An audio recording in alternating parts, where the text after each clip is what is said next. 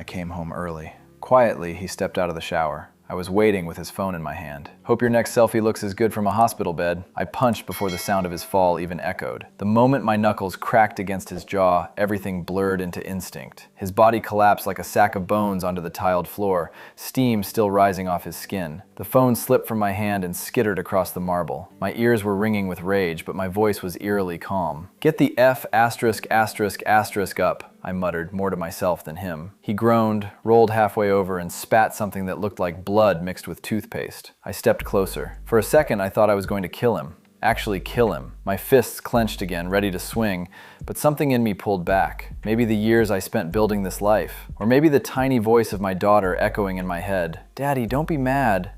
He didn't look like an alpha now. Not the smug bastard from the photo who grinned next to my half-naked wife in the bed I paid for. Yeah, that's how it all started. 4 days ago, I was in Toronto closing a deal with a new distributor. Late nights, spreadsheets, espresso shots, and hotel rooms that smelled like glass cleaner and pressure. Dana had stopped picking up my FaceTime calls 3 days into the trip. Said she had migraines. Said Brooklyn, our daughter, needed help with her school project. I bought it because I always bought her lies. Dana was persuasive like that. A smile, a soft touch, a joke. At the right moment, she knew how to deflect with charm. But then, at a gas station near Syracuse, my phone lit up. Unknown number, one image, no caption, just a photo. The bedroom, my wife smirking, her hair a mess. A man beside her, shirtless, muscles flexed, sunglasses on his face like he thought he was in a rap video. And the worst part, my daughter had liked the post. She probably thought it was some meme or filter. She didn't know, but I did. I knew exactly what I was looking at. They weren't even trying to hide it. I didn't call, didn't scream. I just drove all night. Window down, music off, fist gripping the steering wheel so tight I thought I'd snap it. I replayed everything. Her cold hugs, the girls' nights out, the sudden interest in yoga, the constant locking of her phone. Now here I was standing over this loser in my bathroom, steam swirling like fuck. Who the hell are you? I asked. He blinked up at me, dazed, blood on his lip. Logan, he muttered. Logan? What? Why do you care, man? It's not like she's yours anymore. I kicked him before I realized I'd moved. He howled and curled in on himself. You don't get to talk about her, I snapped. Not here. Not in this ******ing house. Then I heard it. Laughter downstairs. Dana. She was laughing like nothing happened. Like she wasn't the one who set fire to our life. I walked out hard hammering. I didn't even bother with shoes. She was in the kitchen wearing one of my old college hoodies. No pants. Barefoot, hair wet like she just showered too. She looked up and saw me and didn't even flinch. Oh, she said, sipping orange juice. You're back early. That tone, that smug, indifferent, I own your soul tone. It burned hotter than the punch. You invited him here? I asked. Dana shrugged. Well, you were gone. And Logan, he knows how to make me feel alive. Alive. That's what she said. Like I was a ghost. Like I hadn't built this house, sacrificed years, given her a child, trusted her. Did you even try to hide it? I asked. She rolled her eyes. Why would I? You never notice anything unless it hits you in the face. Guess that's what Logan did this morning. She smiled. I wanted to scream. Instead, I whispered, Brooklyn liked the photo. Her expression twitched for a millisecond. Just one crack in the ice. Then it hardened. She'll understand one day. Dana said, this is life, babe. People fall out of love. No, I said, voice low.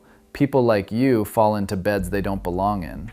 She crossed her arms and leaned on the counter like she was the one being inconvenienced. So what now? You going to cry? Hit me? Play the victim? I stared at her. Really? Stared. And for the first time in years, I saw her. Not the woman I married, but the one she'd become. She stood there smug and barefoot, daring me to crumble. I didn't. Not then. I walked past her, grabbed a towel off the kitchen chair, his towel by the way, and wiped the blood off my knuckles. My hand was shaking, but I forced it to stop. She was watching me, waiting for a reaction, a breakdown, something she could twist into being my fault. Where's Brooklyn? I asked. At school, she replied. Why are you planning to drag her into this mess too? I turned and stared her down. She's already in it. You dragged her into it the moment you started letting strange men into our house.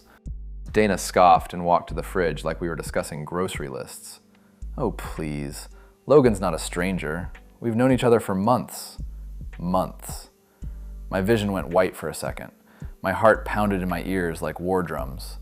So that's what it was. That's why she'd been distant. Why she suddenly needed space. I thought it was just stress or burnout, maybe even depression. I offered therapy, vacations, more time together. I thought I was failing her, but she wasn't falling apart. She was falling into someone else's arms. "You're unbelievable," I muttered. She turned, holding a yogurt cup, and said, "No, I'm just honest now." I stopped pretending. I leaned against the counter, feeling like the floor under me was vanishing inch by inch. "How long have you been planning this?" "Planning what?" She peeled the foil lid off the yogurt. "To finally enjoy my life.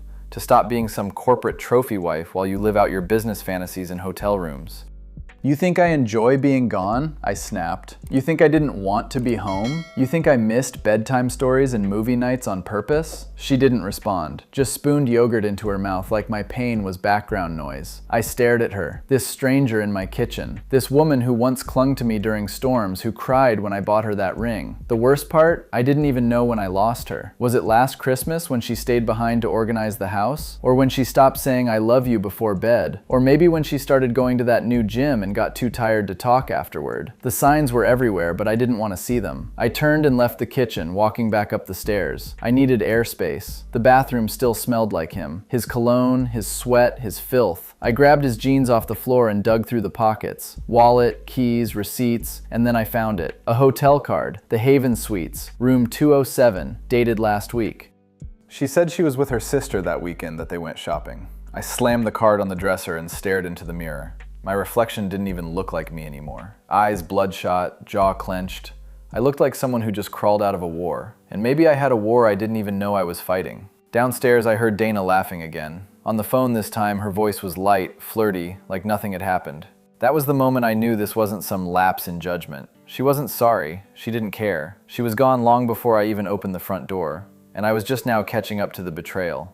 I didn't go back downstairs right away. I sat on the edge of our bed, the bed where it all happened, and stared at the torn corner of the sheet, the den in the pillow that wasn't mine. I used to feel comfort in this room. It used to smell like lavender and her shampoo. Now all I could smell was betrayal, musky, arrogant betrayal. The hotel card burned in my hand like evidence in a murder case. And maybe that's what this was. The slow, calculated murder of a marriage. Death by 1,000 lies. Finally, I stood and walked back down, each step heavier than the last. She was still in the kitchen, legs crossed, phone to her ear, laughing softly. When she saw me, she didn't flinch. She hung up slowly, like a queen being inconvenienced. "Done snooping?" she asked, leaning back against the counter. "I found the hotel card," I said quietly. She rolled her eyes. "Oh, Jesus, what now? You going to interrogate me like I'm some criminal?" "You lied," I said, stepping closer. "You told me you were with your sister that weekend?" Dana tilted her head. "Yeah, so I barked. So you were screwing your gym rat boyfriend in a suite while your daughter called you twice, crying because she missed you." Something flickered across her face. Maybe guilt. Maybe just annoyance that I was raising my voice. Then she shrugged. "Brooklyn's fine. Don't be so dramatic." "You think that's dramatic?" I stepped even closer, invading her space because I haven't even started yet. She pushed me back with one hand. "Don't touch me. I don't want to." I snapped. "I don't even know who you are anymore." "Oh, don't be pathetic, Tyler," she said, voice dripping with venom. "You always act like the victim. But this is on you. You were never here. You are always gone, chasing deals, playing Mr. Big Shot while I sat home alone." I laughed, bitter and sharp. "So you Ed Logan to punish me. If loan, she said slowly, smiling, because he made me feel alive, wanted, not like some background decoration. I clenched my fists. My whole body vibrated with rage, but I didn't move. Not this time. "I gave you everything," I whispered. "I worked my ass off to give you this house, this life. You had everything, Dana. I had nothing," she hissed. "You gave me money, not you. I was lonely, Tyler." Logan was just the first person who looked at me like I mattered. She walked past me, brushing her shoulder against mine like I was an inconvenience. My heart pounded so loud I thought it would shatter through my chest. "You didn't even try to talk to me," I said. "You just gave up." Dana turned around in the hallway and crossed her arms. "You think I didn't try?" She spat. "You ignored every sign. I could have walked naked across the living room with a sign that said, 'I'm done,' and you wouldn't have noticed. You never said you were unhappy." She smirked. "Why would I? You just throw money at it like always." There it was, the truth. Cold, cruel, uncaring. Dana wasn't sorry. She wasn't even ashamed. She hated me, and she had for a long time. The woman I married was gone, and the one in front of me didn't love me. She didn't even respect me. "I'm filing," I said, my voice flat. "You'll hear from my lawyer tomorrow." She raised an eyebrow. "You really think this scares me?" "No," I said, stepping closer. "But I think being alone will. When the thrill wears off and Logan realizes he's stuck with a woman who destroys everything she touches, you'll know." Her face twitched, just for a second, but it was enough. I turned and walked out of the house. I didn't even look back because there was nothing left to save. I got into my car and just sat there, hands on the wheel, staring at the windshield as if it could show me something. Answers, maybe. Or a version of my life where this didn't just happen. But the only thing staring back at me was my own reflection in the rearview mirror. Eyes red, jaw clenched, a man undone. I didn't start the engine. I didn't even move. The weight of everything hit me at once. It wasn't just the cheating, it was the lies, the manipulation, the years I spent believing in something that was already dead. I could still hear her voice echoing in my head. "You were never here." I felt alone. Logan made me feel alive. Bullshit tea. She never gave me a chance. She never told me she was drowning. Just expected me to read her mind while juggling a job, bills, fatherhood, and making sure she had the life she wanted. I gave her comfort, loyalty, a future, and she gave me deceit, betrayal, and him. The tears came out of nowhere. Not the sobbing kind, just the quiet, bitter kind, hot and shameful. I hadn't cried in years, not even when my dad died. But this felt like mourning. Not for her. No, that version of Dana, my Dana, died a long time ago. I was mourning the life I thought we had, the family I thought I was protecting, the love I thought was mutual. I don't know how long I sat there, but eventually my phone buzzed. It was my sister Maggie. Just a, "Hey, how's the trip?" text. And I lost it again because I couldn't even answer her. What was I supposed to say? "Hey, Mag."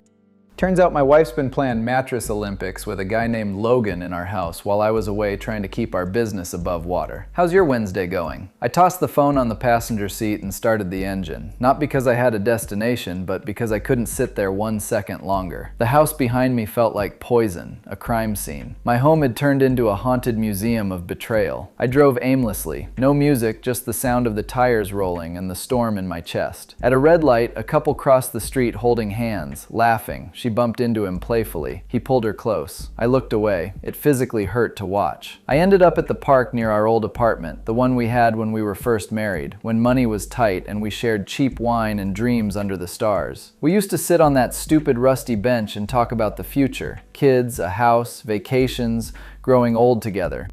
I walked to that same bench and sat down. The cold metal bit through my jeans and I just sat there letting the cold in, letting the pain breathe.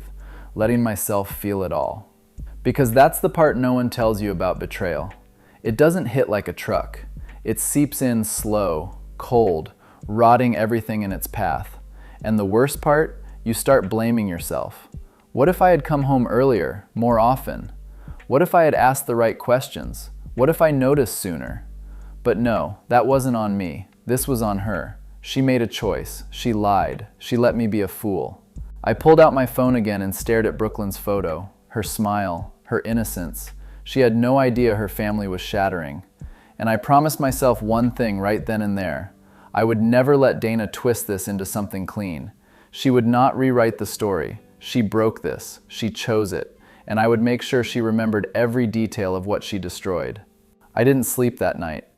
After hours in the park, I ended up crashing on my friend Jason's couch. He offered me a beer and a place to stay, and I barely spoke more than 5 words the whole time. He didn't press. That's what real friends do. They give you space to bleed without asking where the wounds are. I stared at the ceiling for hours, my mind playing scenes of my marriage like a highlight reel in reverse. The wedding, the honeymoon, our daughter's birth, her first steps, Family barbecues, Christmas mornings, laughing in bed. Then the reel shifted. Late night phone calls that went unanswered. Night she said she was tired and rolled away from me. Business trip she told me to go on. It's important for your company, babe. While she was probably texting him, I couldn't keep living in the same house. Couldn't pretend things were salvageable. By morning, I had made my decision. I was going to end it. No more waiting, no second chances, no fake reconciliation for Brooklyn's sake.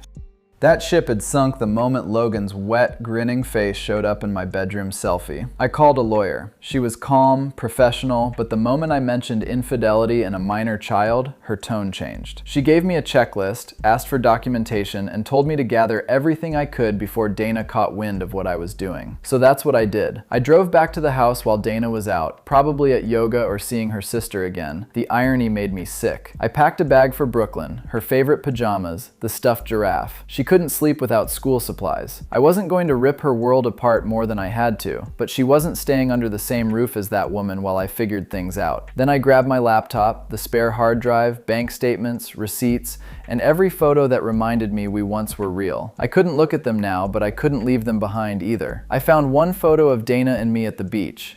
She was on my shoulders, laughing, arms spread wide like wings. I stared at it for a long moment, then dropped it face down into the trash. Some memories weren't worth preserving. As I zipped the last bag, I heard the garage door open. My chest tightened. Dana walked in seconds later, wearing sunglasses and that smug smile like nothing was out of place. "Well, well," she said, tossing her purse on the counter. "Look who's back." "I'm taking Brooklyn for a few days," I said, calm but firm. She laughed. "Oh, and since when do you make the rules?" "Since you broke the damn game." She took off her sunglasses slowly. "Is this supposed to scare me? You think you're going to get custody because I had a little fun while you were off pretending to be a CEO?" I walked past her. "Keep talking, the judge will love it." "You're pathetic, Tyler," she snapped. "You always were. You think some lawyer is going to fix this for you? You'll be crawling back the second you realize what you're losing." I turned and looked her in the eye. "I already lost you, Dana. What I'm saving now is myself." Her face twitched. She didn't expect that. She expected me to fold, to break, to plead. But those days were over. I walked out without another word. Because when someone burns down your house, you don't stand in the ashes wondering why. You walk away. And I was finally doing just that. The silence in Jason's apartment the next morning was heavy. Brooklyn had stayed with me that night, her first night away from home without Dana. She didn't cry. She didn't ask questions. But I could tell she felt the shift. Kids are smarter than we give them credit for. She looked at me while brushing her teeth and said, "Daddy, why did Mommy look so angry yesterday?" I crouched next to her and gently wiped toothpaste from her chin. "Sometimes adults argue when they forget how to be kind to each other," I said. "But I promise I'll always be kind to you." She nodded like she accepted it. But deep down, I knew there were questions she wasn't ready to ask and answers I wasn't ready to give. Later that day, my lawyer filed the papers. Dana found out within the hour. The first call came in around 3:00 p.m. I let it ring. The second one I answered. "Are you insane?" she snapped, no greeting. "You're trying to make me look like an unfit mother. You made yourself look like that," I said evenly. "I just put it on paper." "This is revenge," she spat. "That's what this is. You couldn't handle that someone else finally saw what I was worth." I almost laughed. "Someone else? Dana? He used. He got bored and moved on. He hasn't called you since I rearranged his jaw." The silence on the other end told me I'd hit the mark hard. Then her voice turned cold. "You really want to go to war with me, Tyler?" "No," I replied, "but I'm ready if I have to." I hung up. That was the beginning of the fallout. She started showing up at school drop-offs with tears in her eyes, whispering things to Brooklyn like, "Daddy's just confused right now." She posted pictures on social media of her and our daughter smiling at the park with captions like, "No matter what, love wins." Like she was the hero in all this. Like she wasn't the one who tore everything apart. Mutual friends texted me things like, "I'm so sorry, man. I had no idea." And she told us you cheated first, that you were emotionally abusive. The lies came fast and thick. Dana was rewriting the past at lightning speed, trying to stay ahead of her guilt. But I didn't play defense. I stayed quiet, focused on Brooklyn, focused on work, focused on surviving the storm instead of trying to stop it. That killed her more than anything. The fact that I didn't chase her, that I didn't crawl back, that I let her go. One night, Jason and I sat on the porch after putting Brooklyn to bed. She always seemed sweet to me, he said, sipping beer. Charming. You think she always had this in her, or did something break along the way? I shook my head. I don't know, man. Maybe I missed it. Maybe I was so busy building a future that I didn't notice she was lighting a match behind it. He looked over at me. You still love her? I didn't answer right away. No, I said finally, but I miss who I thought she was. And that was the truth. I didn't miss Dana. I missed the idea of her. The version of her that smiled at the altar and said she'd love me forever. That version never existed. It was a mask. A damn good one. But once it slipped, there was no going back. And the fallout wasn't just pain, it was clarity. The kind that comes after a wildfire when the smoke clears and all you're left with is scorched earth and the chance to rebuild. And I was finally ready to start. You don't realize how much noise a person brings into your life until they're gone. Dana wasn't just a presence, she was a storm. Her moods, her manipulations, the mind games wrapped in lipstick and perfume, every day was a guessing game. Is she in love today, or is she planning her exit? But now, silence. And for the first time in years, it felt like peace. After weeks of couch hopping, I signed a lease on a small 2-bedroom apartment in a quiet complex on the edge of town. Nothing fancy, no marble countertops or double vanity sinks, just clean walls, steady heat, and enough space for Brooklyn to have her own room. I let her pick the paint color, sky blue with sparkles, and she smiled like she hadn't smiled in a while. That smile, man, it was the first thing in a long time that felt like hope. I set up a little office in the corner of the living room, reorganized my schedule, cut off a few toxic clients, started sleeping again, eating better, the kind of self-care I used to think was just a buzzword. But when your world implodes, you either sink into bitterness or you rebuild from it. Dana kept trying to claw her way back in. She sent emails late at night. You really think you'll be happy without me? I made one mistake. You're destroying our family over one mistake. Brooklyn misses me. You're poisoning her against me. That one almost made me snap. Because the truth was, Brooklyn missed her. Yeah, but she also noticed. She noticed when her mom stopped showing up to ballet practice. She noticed when Dana ignored her questions to text Logan. She noticed the yelling, the crying, the silence at dinner. Kids always notice. I didn't need to poison anything. Dana had done that all on her own. One afternoon, I took Brooklyn out for ice cream. We sat on a bench outside the shop, the sun dipping behind the trees. She looked up at me and said, "Mommy said, you're mad because she made a new friend." I took a deep breath, trying to find the words. "Sweetheart," I said softly, "sometimes adults make choices that hurt the people they love." Mommy made a choice, and now we're all figuring out what to do next. She was quiet for a moment. Then she asked, "Do you still love her?" That question hit like a punch to the chest. I loved her, I said, and I always will a little because she's your mom. But love, real love, it has to be honest and it has to be kind. Otherwise, it's just pretend. She nodded, then leaned her head against my arm. That was the moment I knew I was healing. Not because everything was perfect, but because I was finally okay with the fact that it never would be. Life after betrayal is strange. You expect rage to be the main emotion, but it isn't. It's grief. You grieve the love you thought you had, the person you thought you knew, the life you thought you were building. But then, after the grief, there's space. Space to think clearly, to breathe, to rebuild. I wasn't perfect. I made mistakes too. Times I put work first, missed signs, let distance grow. But I never betrayed her, never gave up, never disrespected the family we were trying to create. And now, all I could do was move forward. Not for revenge, not for pride, but for peace, for Brooklyn, for me. Because even when someone sets fire to your world, you still get to decide what rises from the ashes. I stood in front of the mirror one morning, buttoning my shirt before taking Brooklyn to school. And for the first time in months, maybe years, I didn't recognize the man looking back at me. But this time, that wasn't a bad thing. He looked calmer, sharper, lighter. Not because life had magically repaired itself, but because the burden of pretending was finally gone. I wasn't dragging around the weight of someone else's lies anymore. There's a strange kind of clarity that comes after being broken. You see people for who they really are, and you see yourself for who you became while trying to please them. I used to bend over backwards to make Dana happy.